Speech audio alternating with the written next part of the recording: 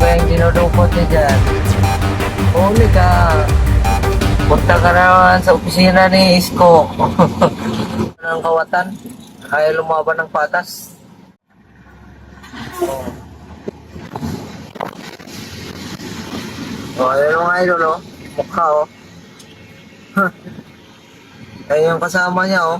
Oh, puro wire yan, mga idol, oh.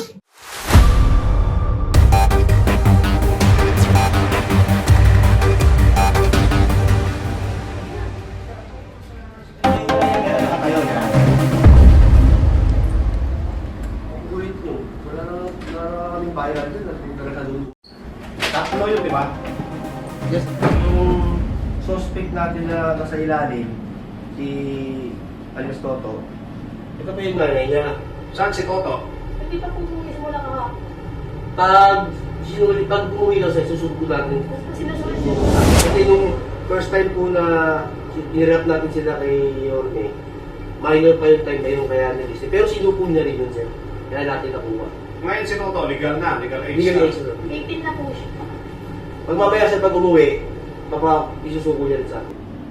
Pag umuwi po, hindi ko lang alam kung kailan. Kasi na, matidisgrasya ang mga yan dyan. Yun. Simula ako sinuko pa sa kanila, ngayon lang ulit nagawa niya yun eh. Hindi ko Kasi ang mga trackers natin dyan, nag-prepare na yan. Mga kwan dyan, hindi ko mapalo ng tubo yan kasi proteksyonan naman. Sarili. Ikaw, Otoy, magkano ba kinikita nyo sa mga tanso na yan ng mga wire? Magkano pa yan, benta nyo? 300 po. Ha? 300. Per kilo? 650 yung isang kilo. Nako, Bali ito sir, si Toto, ang nakita nilalim, ito siya sa gilid. sa gilid. Siya yung sa gilid. Ikaw, saan ka naglaba? Dito sa likod? Kasama sila sir, doon sa pagkakuha niya sa gilid. Dito sila sa gumilid. Kasama niya po. Pagkatabi. Kaya nga kinuha namin dyan ni Captain Balagta sa inyo dyan. Kaysa magsunog kayo dyan ng tanso, magtanim na lang kayo ng gulay, ibenta nyo sa kapitbahay. Matataba ang lupa dyan. Kaysa puro tayo... Alam nyo, nanay, sa kapabayaan po ninyo, ng mga anak ninyo, pwede namin kayong kasuhan. Kasi nadidelikado yung mga anak ninyo na minors dyan. Ha? Sa batas, mayroong pananagutan ng magulang kapag napatunayan na mayroong kapabayaan doon sa mga minor na anak. Ha? Mga wire ng... Pag kinuha nyo yung wire sa baba, wala na, hindi nagagana yung anon. Ilaw. Mga ilaw nun. O makadisgrasya. Donational. Yung pinakamasakit dyan, kayo ang madidisgrasya dyan. Kailan kayo titigil? Yan ang unang tanong yan. Kailan kayo titigil? Ngayon na?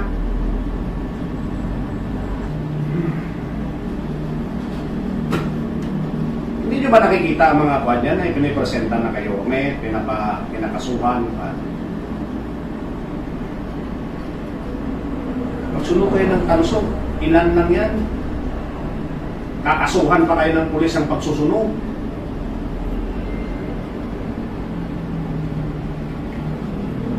O kayong dalawa na mga magulang, handa kayong makulong? Dahil sa kanang anak ninyo. Pabayaan nila. Kasi pag magulang tayo, responsibilidad natin, bantayan kapag ang anak natin is minor de edad. Huwag nating inuutusan tayo ng batas na bantayan sila.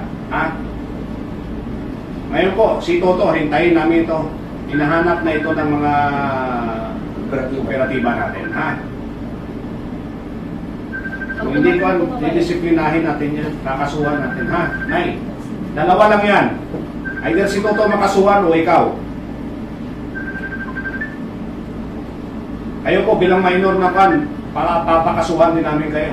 Kapabayaan ng anak ninyo. Kaya nga ini-encourage namin, kung hindi nyo na kayang bantayan, huwag nyo nang dagdagan.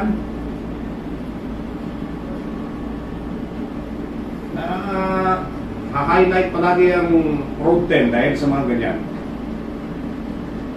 Kayo, anong trip mo? Ha? Dahil? Okay, process natin pa yan. Isuko niyo po si Toto sa amin. Para dalawa lang yan.